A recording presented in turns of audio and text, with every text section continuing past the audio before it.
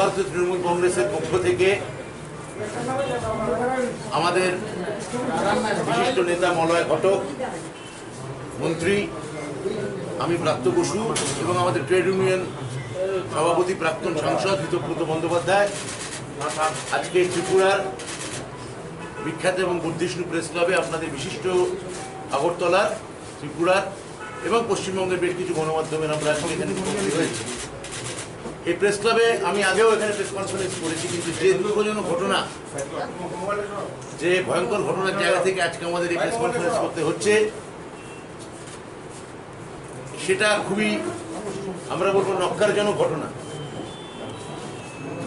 ত্রিপুরা ভূমি সম্প্রীতির জায়গা, এখানে ত্রিপুরা এক আশ্চর্য রাজ্য, যেখানে সম্প্রীতি, যেখানে রবীন্দ্রনাথের স্মৃতি মিশে আছে, যেখানে রবীন্দ্র সাহিত্যের প্রবহমান উত্তরাধিকার বহন করছে, যেখানে একটা অসাম্প্রদায়িক মনোবৃত্তির কথা বিসর্জন নাটকে বারবার রবীন্দ্রনাথ তুলে ধরেছে, সেখানে এই সাম্প্রদায়িক সংকীর্ণ দৃষ্টিভঙ্গি এই ত্রিপুরার মাটিতে চলতে পারে না। এবং তার সব থেকে বড়, ত্রিপুরার মানুষরা বুঝতে পারছেন যে বিজেপি বিরোধিতা, বিজেপিকে আটকাতে গেলে গোটা ভারতবর্ষে এখন একজন মানুষই আছে, তার নাম মমতা বন্দ্যোপাধ্যায়। সেই দলের নাম সর্বভারতীয় তৃণমূল কংগ্রেস। লেফট আর পারবে না, সে কিভাবে পারবে না একটু পরে আমার সাংসদ এখানে আপনাদের কাছে তা ব্যাখ্যা করবেন। আমি আপাতত আইনি প্রেক্ষিত এবং অন্যান্য রাজনৈতিক দিকটা আমাদের বিশিষ্ট নেতা, রাজ্যের আইন এবং পিডব্লিউডি মন্ত্রী, আমাদের পশ্চিমবঙ্গ সরকারের শ্রী মলয় ঘটককে কিছু বলার জন্য অনুরোধ করছি। এখন কি ঘটনা ঘটেছে আপনারা জানেন।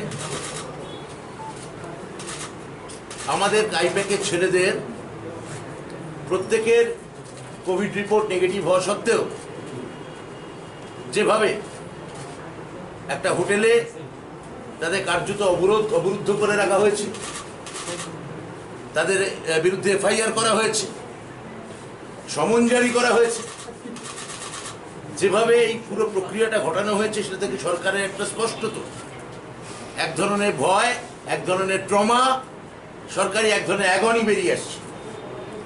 আমাদের কথা হচ্ছে যে সরকারের এই নিরাপত্তাহীনতা, ভয় কেন?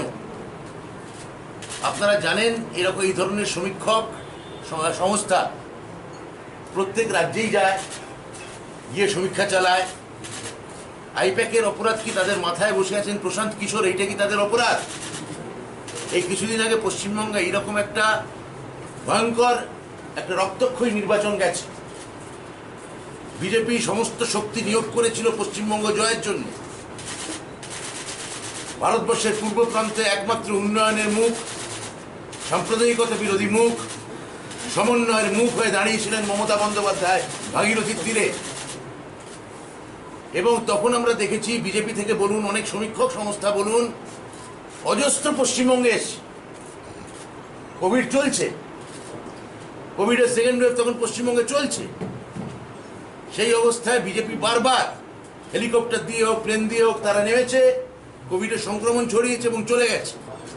কিন্তু কোনো আরএসএস বা কোনো বিজেপি নেতা বা কোনো সমীক্ষক সংস্থা কাউকে মমতা ব্যানার্জির পুলিশ হোটেলে গিয়ে কখনো অবরুদ্ধ করেনি, পেছনে টিকটিকি লাগিয়ে দেয়নি, নজরবন্দি করেনি এবং যাকে বলে এক ধরনের স্বৈরতান্ত্রিক ফ্যাসিবাদী আচরণ কারোর সঙ্গে করেনি।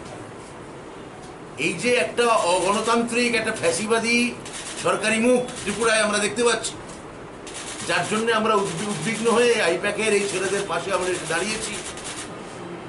আসার কথা এই যে তাদের ইতিমধ্যেই মুক্ত করা হয়েছে, তারা কোভিড বিধি মেনে চলছেন, তাদের প্রত্যেকের কাছে কোভিডের নেগেটিভের সার্টিফিকেট আছে।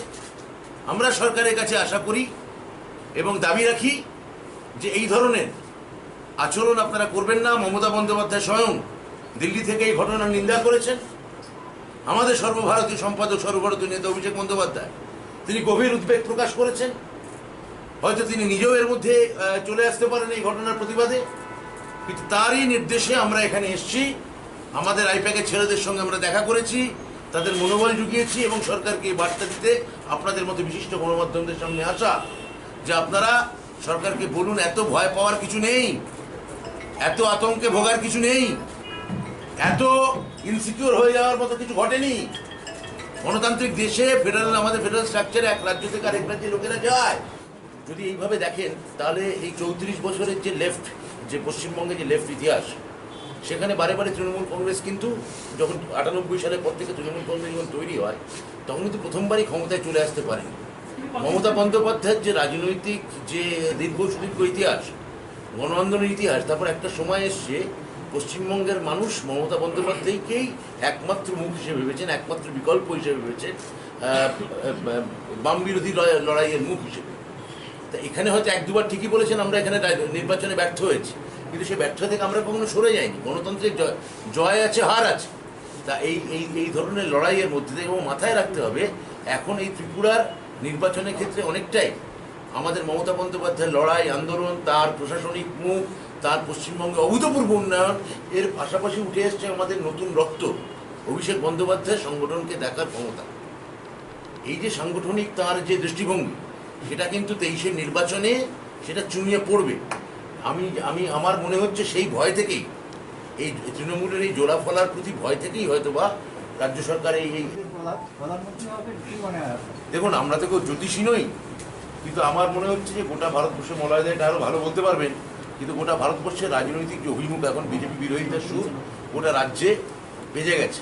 কৃষকরা রাস্তায়, শ্রমিকরা রাস্তায়, মধ্যবিত্তের নাবিশ্বাস উঠছে, প্রতি মুহূর্তে মুখে বলছে জয় শ্রীরাম, আর প্রতি মুহূর্তে পেট্রোল ডিজেলের দাম যে যে জায়গায় গিয়ে পৌঁছেছে, জ্বালানি গ্যাসের দাম যে জায়গায় গিয়ে পৌঁছেছে, যেভাবে ব্যাংকে সুদ কমছে, যেভাবে পোস্ট অফিসে সুদ কমছে, মধ্যবিত্তের নাবিশ্বাস উঠে গেছে। গোটা ভারতবর্ষ জুড়েই মানুষ বুঝতে পারছেন যে ধর্মীয় মেরুকরণের তাস মেলে, আর দিনের পর দিন এই যে মানুষকে এরকম একটা চাঁতা করে বন্দি রেখে দম বন্ধ করা অবস্থায় এইটা চলতে পারে না। বিজেপি বিরোধিতা শুরু বেজে গেছে, এবং বিজেপি বিরোধিতার যদি কোনো বিকল্প মুখ থাকে, আমরা যা বুঝছি বা বিভিন্ন রাজনৈতিক সমীক্ষকরাও বলছেন, আমি তো একটু আগেই বললাম যে তিনি হচ্ছেন মমতা ব্যানার্জি। কেননা তার যে রাজনৈতিক জীবনের পুঁজি, এতগুলো গণ আন্দোলনের ইতিহাস, তিনি দুবারের প্রাক্তন কেন্দ্রীয় মন্ত্রী, 6 বারের সাংসদ, 3 বারের মুখ্যমন্ত্রী। এই ভারতবর্ষে আর কে আছে? মমতাদি ছাড়া আপনি এর বিকল্প কোনো নাম আপনারা দেখাতে পারবেন? 3 বার কেন্দ্রীয় মন্ত্রী, আর এর কে আছে? আমার মনে হয় কেউ নেই। তো সেটা কিন্তু আমরা তৃণমূল সদস্য হিসেবে কথা বলতে পারি না। তবে আপনারা যে প্রশ্ন করছেন, প্রশ্নের মধ্যেই হয়তো ব্যয়স্তুতির মতো তার উত্তর লুকিয়ে আছে।